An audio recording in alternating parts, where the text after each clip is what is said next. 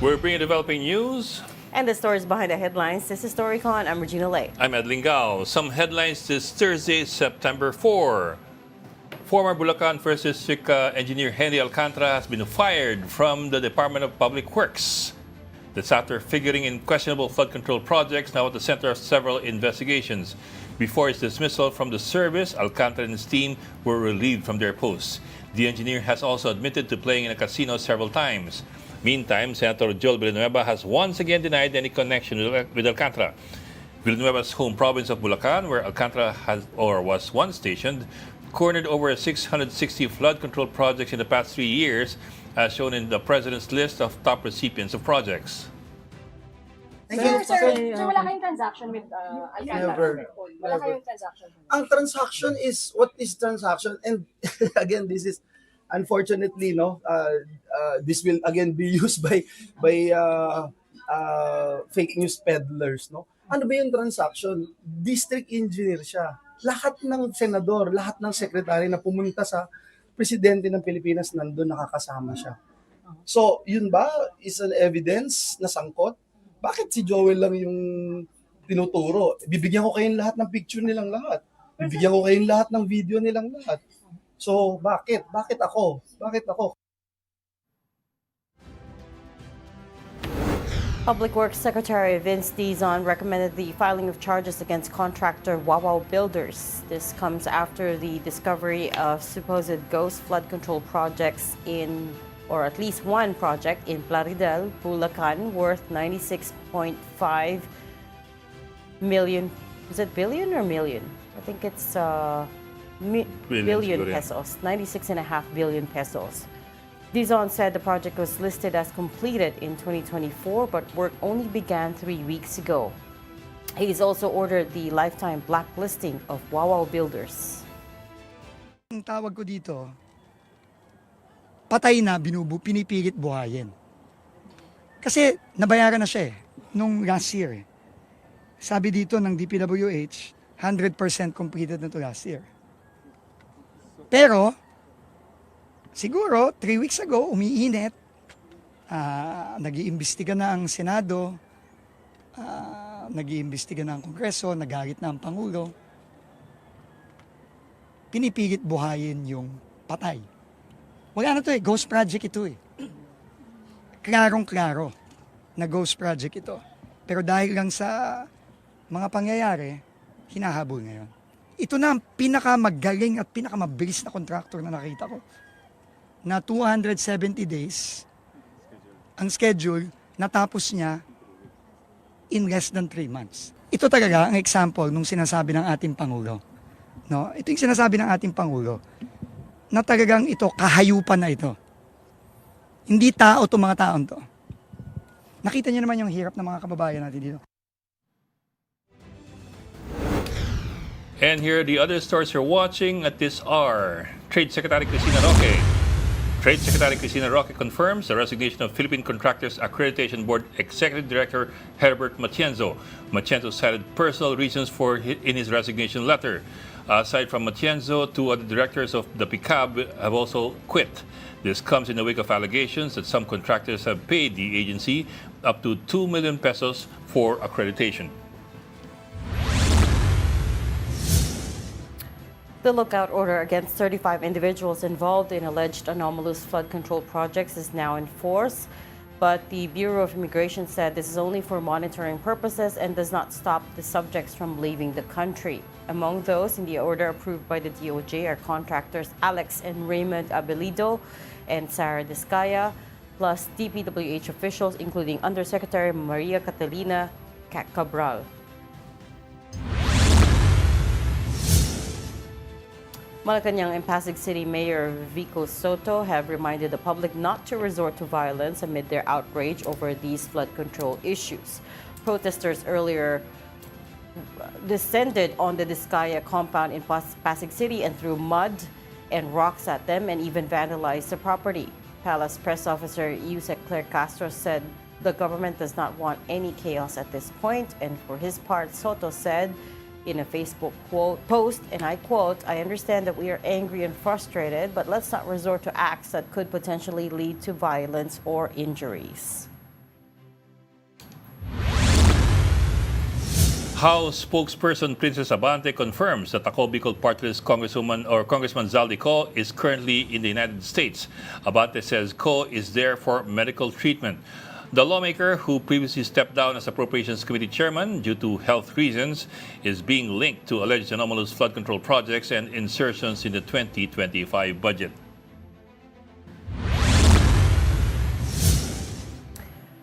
And still on the House, party leaders have withdrawn their request to return the proposed 2026 National Expenditure Program, or NEP, to the Department of Budget and Management, or DBM. That was earlier made. The bid was made after supposed mangling of some items, specifically in the DPWH's spending program. House Appropriations Vice Chair Jose Alvarez said budget deliberations will continue so that Public Works Secretary Vince Dizon and Budget Secretary Emena Pangandaman can hear all the complaints directly. And joining us today, or join us in a bit, will be Ami Pamintuan of the Philippine Star, but she's not yet online. So we'll be having her in a little bit. Wala si Ronald Llamas, meron siyang ka-meeting na mga, mga holy men. Maniwala ka doon? Uy, nagbabatikan yung loko eh. I'm trying to be diplomatic about it, but I don't know how to respond to that. Alam mo, sometimes holy men have to be in touch with sinners. Kasi So that they're grounded. Otherwise, so they're in touch diba? with the sinners, and yeah. the ordinary Yeah, people. yeah. That's a nice way to look at it. Kasi otherwise they're in their little echo chamber, so they have to To meet the consult. ordinary people. So, kailangan The konsultin Pharisees, the sinners, and the sabi mo, ang mga talagang biblical. We're gonna go back to makasalanan. biblical times. First of all, the first thing I want to say is a correction. 96.5 million pesos is the amount of the project, the flood control project in Plaridel, Bulacan, that Secretary Dizon inspected today. It's not 96.5 billion. Kung nga, dami ng problema ng DPWH, nagpapading ka pa. Sa akin pala yun. Media pala may kasalanan. As always. No? Nagpadding ka pa ng Ako pala yung nagpad. I'm so sorry. Nagpadding ka ng 3-0. Nevertheless, that was confirmed a ghost project, because what happened there is it was marked completed in the DPWH report last year, but when Secretary Dizon went to visit it, it's not even. It's It's far from completed, and in Okay. fact, the people there told him nag-start lang ang construction maybe around 3 weeks ago. So it's still a very Mahinabo lang. after the SONA. Oh, So that's way past the zone already. kaya nga, way past the SONA, that was a Parang hinabulan talaga with investigations that was ongoing. an alarm, that was a signal to everyone. So they thought, okay, we better fix these holes, right? And that could be one of the projects. And get some work done na pwedeng kunan ng picture. Na kunyari, put some backhoes in, put some Parang meron kang geotagging. steel, put some steel bars in, put some bags of cement, right? Well, we're not implying anything. We're not? Si Reg po yun. Okay. Uy, ang dami nangyari. Teka, sayang sana si Ami, no? We could ask her headlines. Pero, I was reviewing, I saw a Philippine Star story. At least, 5 of the vice chairman of the Infracom, kasi Infracom is made out of 3 committees, at least 5 vice chairmen of the Public Works Committee, which is a subcommittee of the Infracom, are contractors. So I'm wondering how they're going to go about the undertaking. It was approved by, through the motion of Chel Diokno the other day. Will they inhibit, or will they say no conflict of interest? It's the same conversation as what we were having yesterday, right? Which is the public can make them inhibit.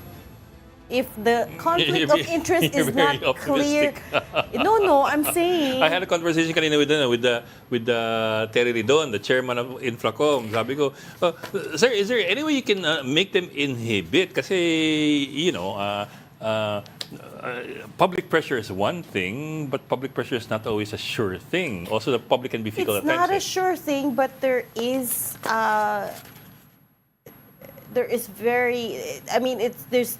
the momentum is on the right side right now, basically, right? So the public is seeing all of this. It's all coming to light. It's all being exposed. And what I'm saying is, hindi naman tayo without agency. If the conflict of interest is not obvious yet to these people, there is a way to force them to step down from the investigations. Because, again, this is going to sound incredibly idealistic, but the power of Congress comes from the people. What did you say again? Can you say that forget again? that. Can you repeat No. that part? It's a very basic tenet, but it's something we shouldn't forget. Oh, yeah, we haven't forgotten, except that... The people shouldn't forget, is my I point. mean, we haven't forgotten. We never forget. Kasi But, naging shameless na eh. The corruption, the unethical activities, all of these things over time have compounded. So parang nawala na. Where's the line when it comes to shame and delicadeza and conflicts of interest? Nawala na yung line. The line moved. So what I'm saying is, here is a chance. Now that all of this is being exposed, here's a chance to redraw that line again and say, okay, obviously you can't participate in an investigation if your relatives that are but involved. you can't just draw a line. You have to put up the fence. Na may steel May bars. bakod talaga. Tapos may barbed wire. Kasi kung linya lang yan, madaling... 30% lang ng budget na tira eh. Paano ba yan? I can't afford steel bars. Barbed wire. Semento lang yan. Sige na, PC na lang. PC na. Well, I was talking kanina to Terry Ridon sa Morning Matter. Sabi niya, I had the same question to him. I threw the same question to him. Parang, is there any way that you can enforce inhibition in case there is a conflict? Kasi dun sa motion, parang wala namang mention na inhibition. It's just Disclose. an undertaking to disclose your financial and pecuniary interests, and that's as far as it went. Ang sabi niya, they already put together a form that would include inhibition Okay. in the So undertaking. that's a separate motion. No. In the undertaking daw, Okay. he had inhibition inserted in the undertaking. So if you do disclose your conflict of interest, automatic daw dapat yon na you are also inhibiting yourself. Sabi niya, and I quote, they Up made to to what inhibit themselves in degree this form. are we talking? Ayun, It has to be very clear. That's the other problem. That's the part two of the problem. The part of the problem is, sabi niya, there's a legislative vacuum here. Well, vacuum is not the word he used, pero parang ganun eh. As far as the anti-graft law is concerned, ang meron talagang restrictions as far as yung conflict of interest to the third degree ng Consanguinity Kongreso. and affinity. Okay. Is the Senate President and the House Speaker. But the ordinary members of Congress, they are not limited by the anti-graft law as far as yung relationships are So- concerned. So merong parang vacuum of sorts where we will have to rely on Delikadesa. Number one, kapal na mukha ba o wala? Gumamit ang katagang kapal na mukha si Congressman eh. Okay. Kapal na mukha ba o wala? Okay. Number two, public pressure. That's what I'm saying. I know. The public has some agency here. You can force your congressman to sit out if obvious naman they have conflicts of interest. You can, but the public is also fickle. Well, you know what? And the public easily forgets. Sometimes They even if you try to easily remind them. forget, and it's our job to remind I know. them of how deep the problem is, right? And the other thing is that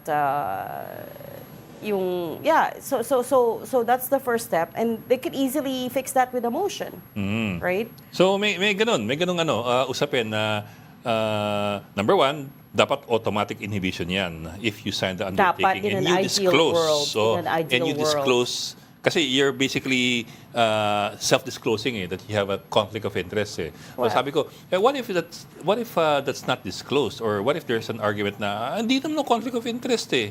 So as far as I'm concerned, in my undertaking, I'm not conflicted. All right. None of them think you they're can- conflicted. There you go. That's the problem. There you None go. of them think they're So conflicted. there you go into that vacuum of sorts. the Right. legislative But it's vacuum. clear that the push is for up to the third degree of consanguinity and affinity, right? Well, third or fourth. I'm not sure That exactly to me what's is very clear. But let's bring in someone at this point who could maybe talk a bit more about that. We have with us Navotas Representative Congressman Toby Tiangco. Hi, Congressman.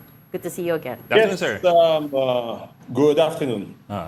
Sir, we're talking lang about kasi kahapon yung medyo heated debate ninyo sa Congress, of course, had to do with conflict of interest. I mean, at least in general, it's an issue of conflict of interest. Who should be brought up before Congress and made to testify Nawala. and ganun, di ba? In a way, you might say it's conflict of interest. Sir, can you hear us? Yeah, now I can hear you. Yes, sir. Now, we were talking kanina lang about yung listahan ng Philippine Star na at least 5 vice chairmen in the subcommittee on public works are contractors. And I checked the website ng Committee on Public Works. Ito nga, si Arbison, Beltran, Loria, Pancho, and Gonzales. Of course, without imputing any malice, they are contractors. So ang discussion namin kanina, at least in part, was is that a guarantee? Is there a guarantee that they will inhibit themselves from this Or- investigation, or How do we make them Oh, and inhibit? how do you make them inhibit themselves? Hindi, nasa rules naman namin yun, you have to inhibit. Pero it's not only that. Wala talagang pupuntahan tong investigasyon na to. Lokohan lang yung investigasyon sa House. That is very, very clear. Yes, sir. I also get what you mean, na if you can't get them to testify under oath anyway as a resource person, wala Yes. rin pupuntahan. I think that was your major point yesterday. Yes. But I was also wondering what it says in your rules, in the House rules. Can, for example, a congressman, a colleague, be forced or mandated to testify under oath, or is that part of tradition na you can't? Tradition lang, Ed. Walang eksaktong nakasulat Nothing na on hindi paper. pwede. So technically, pwedeng ipilit. Pwede ipilit, pero hindi natin dapat ipilit na kami yung mag-imbestiga. Yun lang ang sinasabi Yes, sir. ko, di ba? Pabayaan na lang yung independent commission. Well, sir, kasi the other question there is that an independent commission, would that have the force of law requiring, for example, requiring appearance before the commission and statements made under oath? Kasi it's only a creation of the executive. How does that work? And then you can forward it to the investigating agencies, di ba? At least talagang may arm's length, walang involvement yung Congress kasi nga hindi ba nila matanggap na hindi ko alam kung namanhid na kami o nakasama kami sa pinagdududahan ng tao tapos kami yung mag-iimbestiga sa sarili namin. Ano ba yun? Yes, sir. But Di ba? Manhid na ba kami? yeah. So Hindi ba namin na alam yung sentimiento ng tao? Kong, one of the problems we're having right now is everyone starting to finger point, right? So, for example, all of the congressmen we've spoken to have said, "Oh no, it's DPWH lang yan. They're the ones who put in all these ghost projects." And then right now there's a proposal it was scrapped, pero earlier there was an idea to send back the 2026 NEP to DBM kasi daw ngayon pa lang there are a lot of questionable items already and red flags and so on and so forth. What did you think about that? Okay, number one, I mean, it's so obvious. It's part of the plan to change the narrative. Kasi, di ba, noong SONA, ang sabi ng presidente, mahiya kayo, ibig sabihin referring to us. So they're doing everything. Hindi naman tayo pinanganak lang kahapon. Alam naman natin, ginagawa ang lahat para mailayo sa Kongreso yung issue. Di ba? Kaya kung sino-sino yung itinuturo nila na sinong may kasalanan. Ang very simple dito is sabihin nila, doon lang sa DPWH. Di ba doon sa pinakita ni Mayor Magalong, pinakita naman niya, totoong meron yung contractor, totoong sinabi niya na meron yung contractor, nakita, sinabi niya, supposed to be may SOP sa DPWH, at supposed to be may 20% sa Committee on Appropriations. Ito is logical na kung sino yung may pinakamalaking nakuha, yun ang una mong gustong tukuyin. Balik na rin natin yung sitwasyon. Kung sinabi nila na yung DPWH lang, for example, ang pinakamalaking nakuha, I'm sure talagang bubugbugin nila yung DPWH. Pero nung sinabi ni Mayor Magalong na 20% ay doon sa Committee on Appropriations, ayaw nilang patawag si Mayor Magalong. Tsaka it's so ironic, di ba? Sila yung naghabol, oy, pumunta ka dito. Dito mo sabihin. O nung nagsabi naman yung tao, hindi, tsaka na. Bakit ganon? Tinawag pa nga ni Mayor Magalong, I'll just rephrase it, may ginamit siyang term, sinabi niya, lokohan, di ba? Dati, ang tatapang nila. Pag tinawag mo lokohan yung TRICOM, bukas papatawag ka na, papakontempt ka. Di ba? O, ba't di nagamitin yung tapang ngayon? Sir, the other... sorry. Ami Pamindon is already, I think. Ami, are you Ay, there? nakikinig muna ako sa inyo. Na-late ako. Pasingit lang ng ano, sir. You also mentioned na merong 13 billion plus na allocation particularly for Zaldico. Tapos meron pang additional 2 plus or 2.2 plus for his party list and another 2 billion for the party list of, I think, his daughter or his other relative, totaling 17 billion. So obviously the primary person to ask would be Congressman Zaldico.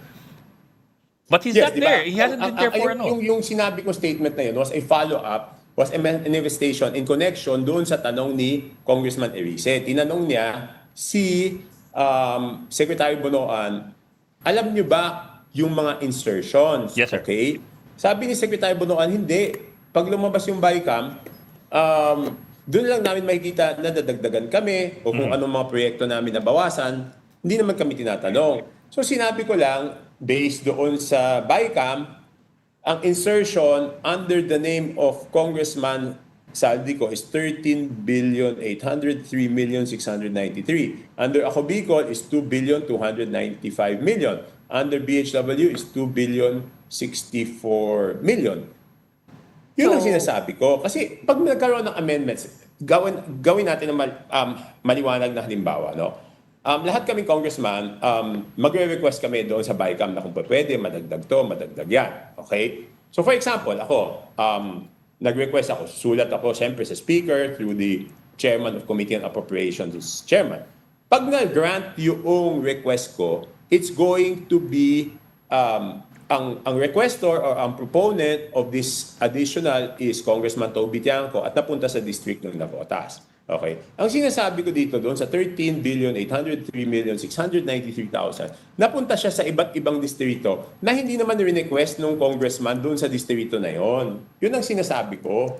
Tapos, kung naman sa dalawang party list, ang pagkaalam ko, I could be wrong, alam ko ang infra na pinagbibigyan sila is about 100 to 150 million. O bakit naman itong dalawang to, pinagpala sila, tig 2 billion? Yan lang ang sinasabi ko, di ba? Is it Ang possible? congressman, linawin ko lang yung proseso, ha?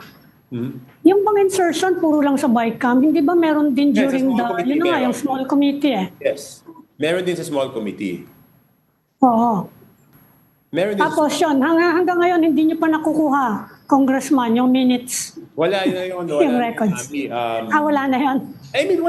Wala. Walang binibigay. So, wala, di ba? So, paano yung sa BICAM, balak ba kayong hingin din yun? At least on At least the yung sa House BICAM contingent. kasi, yung sa BICAM, makikita mo may plus minus. At itong sinasabi ko na 13 billion, ito yung mga insertion sa BICAM.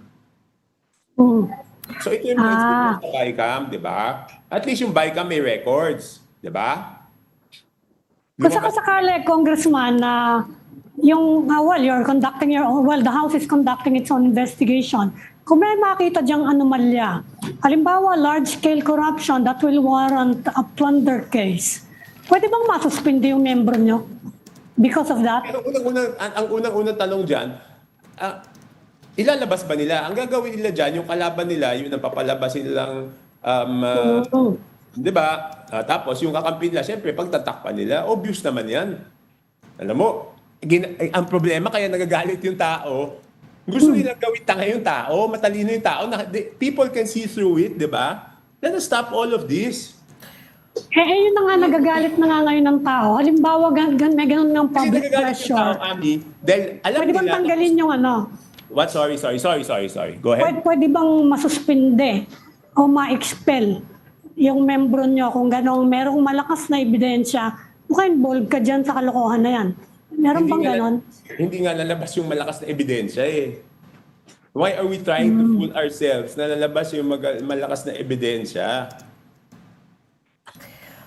With the insertions, Congressman, one of the things I was told was, at least sa mga congressmen that we've interviewed, some of them would say, well, na-insert yan under my district, but I know nothing about it. I'll give you a specific example. Si Congressman Arnan Panaligan, whom I spoke to immediately after Senator Ping Lacson's privileged speech, nandun siya sa slides ni Senator Lacson. We spoke to him right after, and he says, yeah, may insertion sa district niya, but he knew nothing about it, and it's possible somebody inserted it just like that under his name. Is that at all possible?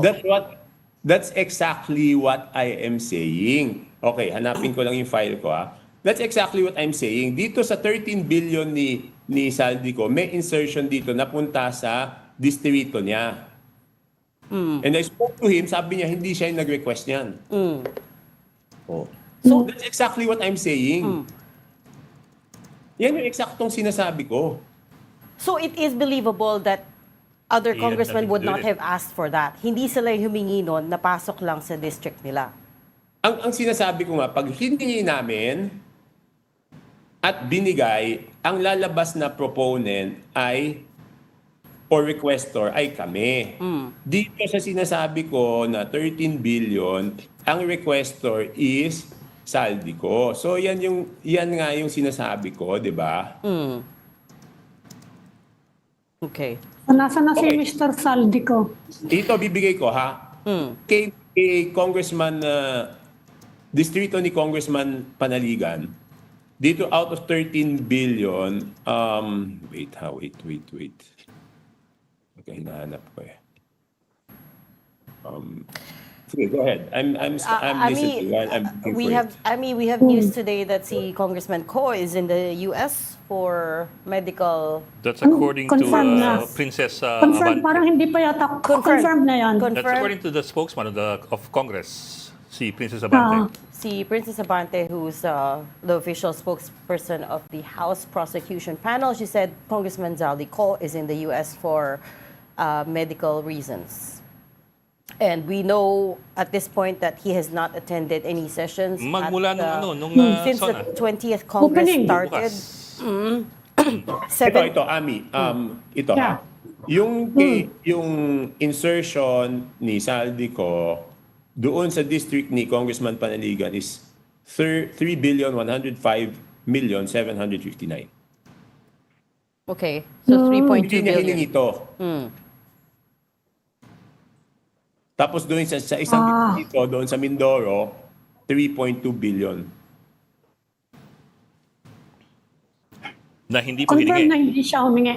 Ma-determine ba natin na confirm ngayon na hindi siya humingi? Okay, number one,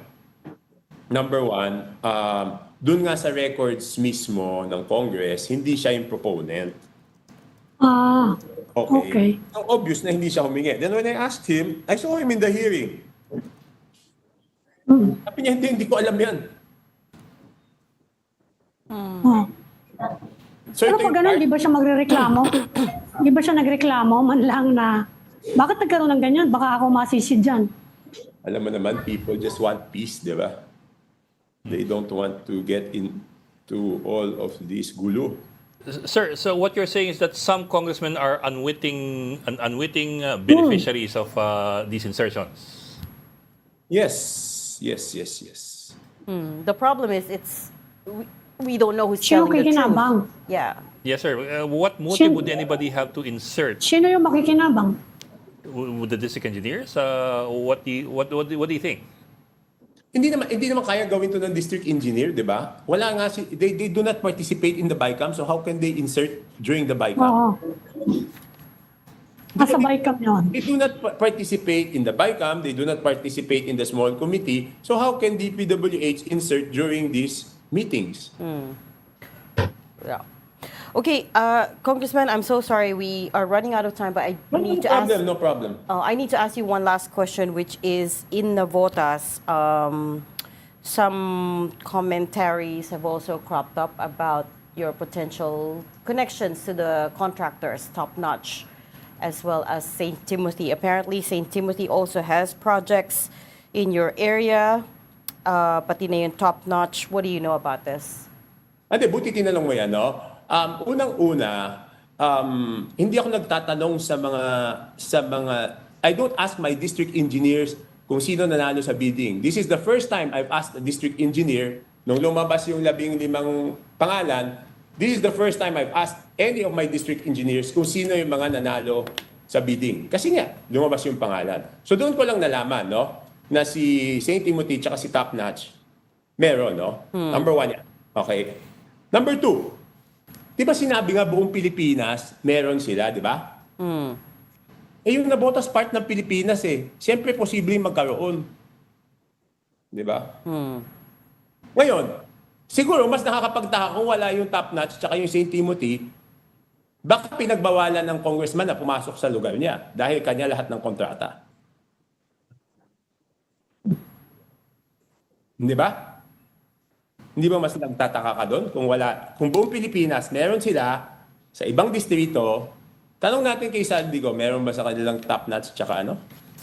Okay, so basically you are categorically denying that you know these contractors, that you've ever worked with the contractors, and that you work with the district engineers. No, I just asked the district Ngayon lang. engineer. Oo, ngayon lang. At recently, kasi sabi ko, meron ba yung mga dun sa 15 na listahan, meron ba? Sabi nga nila, yun na nga, sinabi sa akin may St. Timothy, hindi ko alam kung may Top Notch Basta, okay, so tinanong ko sa kanya, siguraduhin mo na ayos mga proyekto niyan. Sabi naman niya, ayos. The fact is, I do not ask nga kung sino yung nananalo, di ba? Okay. Kasi wala naman akong pakialam, sinasabi ko lang sa district engineer, siguraduhin mo ayos yung trabaho dahil kayo ang nagpabid niya.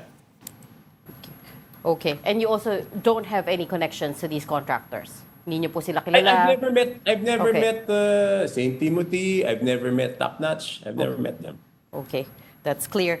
We leave the conversation there for now, and we'll have you Yes, back yes. in Thank you for another time. asking. Thank you for asking that question. Thank you. Para maliwanag. Oo, Mas kasi- magtaka ka kung hindi nakapasok yan dalawang yan or Kasi diba? meron, there's stuff going around on social media insinuating that you may be linked to these two contractors as well. Some people are saying... That's natural. Siyempre, lahat na ng black propaganda gagawin sa akin, di ba? Okay. Lahat ng black propaganda gagawin sa akin. But I never involved myself in the bidding from... Hindi nga ako nagtatanong kung sino yung nananalo doon sa bidding mapapatawag ko lang yung contractor kung biglang may nag-text o may nag-Facebook sa amin na mabagal yung proyekto or may komento sila, papatawag ko muna yung DE. Then pupunta ko. Pag sinabi ko sa DE na bilisan at hindi pa rin na gagawa, Yeah. doon ko na tawag yung contractor. And I'm sure you wouldn't want to be the contractor pag nagwala ako. Yes, okay. Thank you so much for talking to us today, Navotas Representative Congressman Toby Tiangco. Thank you, sir. Okay, thank Thank you, Congressman. Bye-bye. You're watching Storycon on One News. We just need to take a very quick break. We'll be right back. Please stay with us.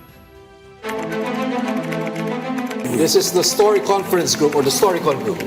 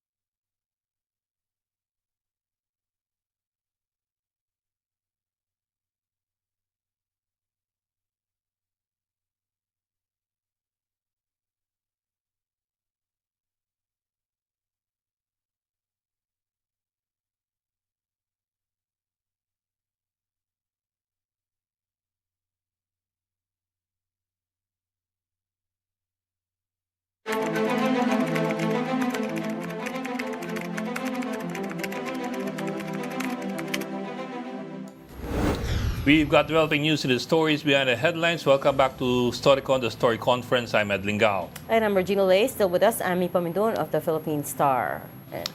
And also join us this afternoon, Akbayan Party List Congressman Chel Diokno. Attorney Chel, welcome back to Storycon. Hi, Ed. Hi, Amy. Good afternoon to Hi, everyone. Congressman. Good afternoon, sir. Thank you for joining us.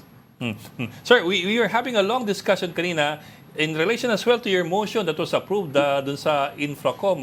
Remember, your motion was to have the members sign an undertaking divulging any, let me if I get this right, financial and pecuniary interests with regard to the projects that are being investigated.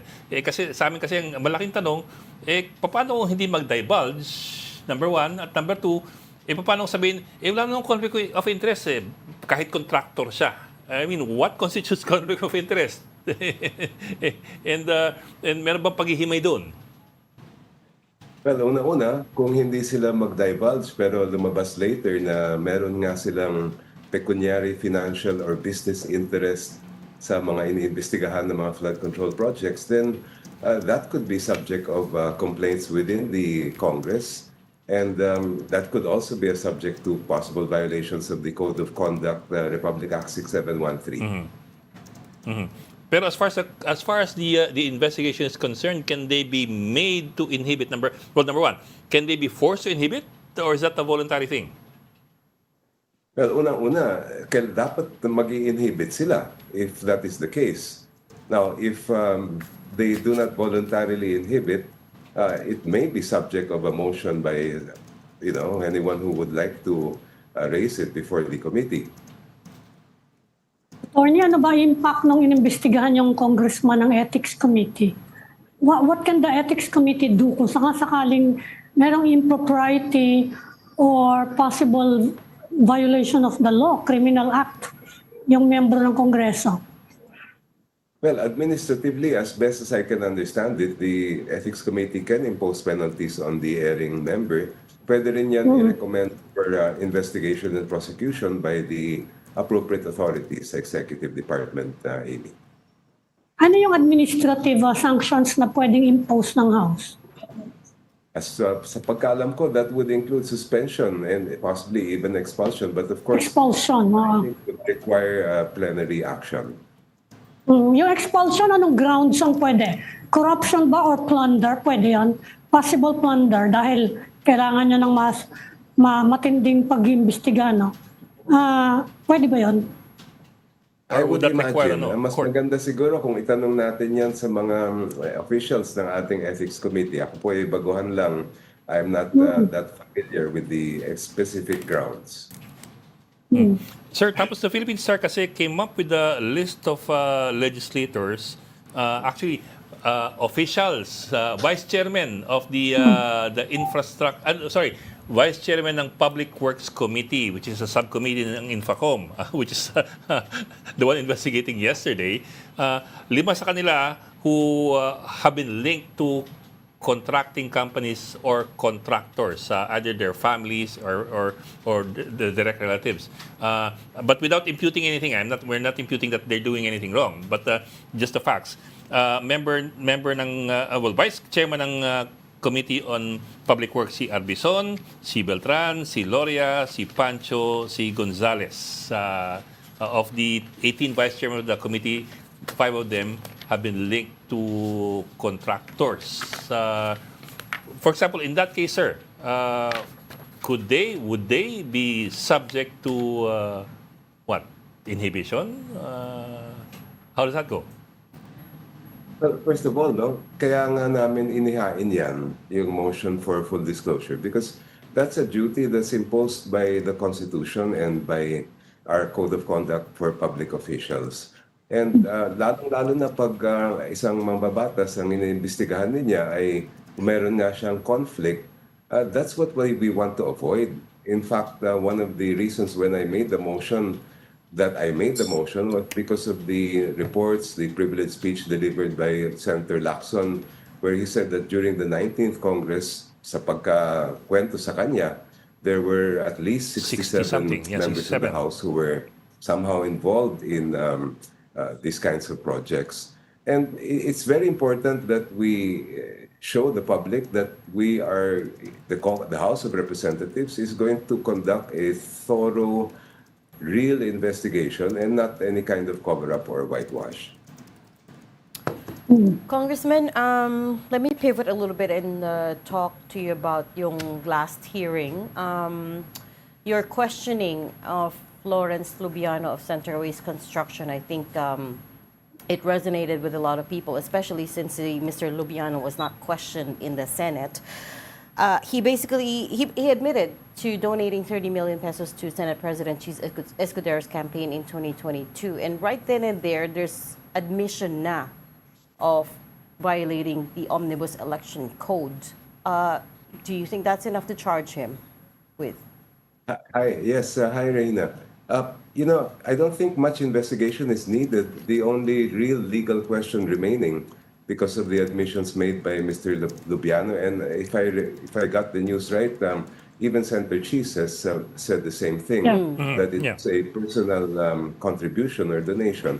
Ang natitira lang na issue is that a sufficient defense or justification? Or would that still constitute a violation of the election laws? I mean, klaro naman yung batas natin, no? Government contractors may not donate to candidates during a campaign. And facts are there, but of course you have the reason given was personal lang naman daw.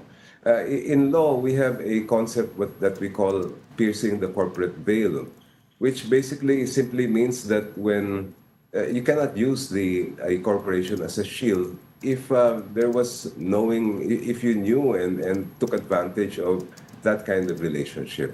Of course, I cannot preempt the Commission on Elections. I really don't know how they will view this. Pero sa tingin ko, this is something that really merits investigation. And at the end of the day, what we're looking for is to make sure that elections are not influenced by these kinds of government projects, and that there is complete transparency when it comes to free, fair, and honest elections. Congressman, mukhang the chairman naman of the COMELEC fully agrees with you At tayo ng tingin nila dyan sa kaso ni Mr. Lubiano. Ang nadagdag lang dun sa hearing ninyo, sinabi niya, he's related to the brother, he's related to a mayor and a councilor in Sursogon. Yun lang ang nadagdag dun sa kanya na makakadagdag actually dun sa kaso. Kung sakasakali lang, tatanong ko lang, by way of legislation, may remedy pa kaya itong mga ganitong sitwasyon, Congressman? Dahil actually we have laws already governing them Ano pang madadagdag kaya dito para matigil siya? Andyan na nga yung batas. Pero palagi ko nga sinasabi ito, aanhin natin ng batas kung wala naman ngipin. At that's really what we need is to show the public that the government is serious and that there should be accountability. Yes. Hindi na madadagdagan niya. Ano pa kaya magagawa natin? Papaila na lang ng kaso. Pero the problem, Ami, is the sense that I'm getting is from COMELEC Chair Garcia, when we interviewed him, was that the onus lies on the contractor who donated, which I disagree with because of obviously the person who accepted the donation should have known better, right? They're running for office. They should be held to a higher standard. And the question there is, how will they make... So it sounds like at this point they will make somebody accountable, but who are they going to make accountable is the question. Is it the legislator or the contractor? The donor or the donee? The donor or the donee? Hindi, pareho yun, di ba? Sa anti-graft pareho Hindi, ang tanong na lang siguro, what can we do kung Senate President yung involved? Pwede ba siyang kasuhan? It shouldn't make a difference. Any government official is bound by the law, regardless of their position in either house of Congress. And yung at the end of the day kasi ang kailangan din natin ay may pakita sa publiko that they're serious about enforcing the law, and it shouldn't matter who is involved. Sir? Basta non-impeachable official, pwede siyang kasuhan. If it's the Senate President, sa Department of Justice ba yun or Ombudsman, sino mag-handle nun? Ang primerong may hawak niyan, siyempre, ang COMELEC, ang nasa kanilang... COMELEC muna. Yeah. As far as I know, yes. Pero anti-graft yun eh. Paano kung sino na yung susunod after COMELEC? Maari din yan hawakan ng Office of the Ombudsman. Iba naman ang magiging legal theory niyan. Hindi naman yan magiging election offense, kundi violation nga ng mga anti-graft laws natin. Although, Draft na, sir, it's under the Omnibus Election Code, so it would, if at all, be an election offense. It's Omnibus Election Code, BP 881, Section 95, if I recall correctly. Pero sir, kami lang, sir, the man of the hour, if you might call him that, is si Congressman Zaldico. Everybody's looking for him, and nobody's apparently seen him since July 28th. Not even sure if he was there, but Not anyway. since the 20th Congress started. But he has not been coming to work and all that, and now we're hearing that he's in the U.S. for some sort of medical treatment. What have you heard? Is that also what you're hearing, or is there anything else that we should know about, or that you have heard otherwise? Unfortunately, Ed, I belong to the minority, so wala kami masyadong nasasagip ng mga kwento tungkol dyan. I really haven't heard anything about his whereabouts or other things about. Because some people might find that the circumstances and the coincidence a bit too coincidental. But as far as transparency is concerned, early on, my party, the Akbayan Party List, we filed a resolution calling for an open BICAM, calling for that it be accessible and streamed live to the public until the very end, because that exactly was our concern. And the Senate minority, I understand, also filed a counterpart resolution.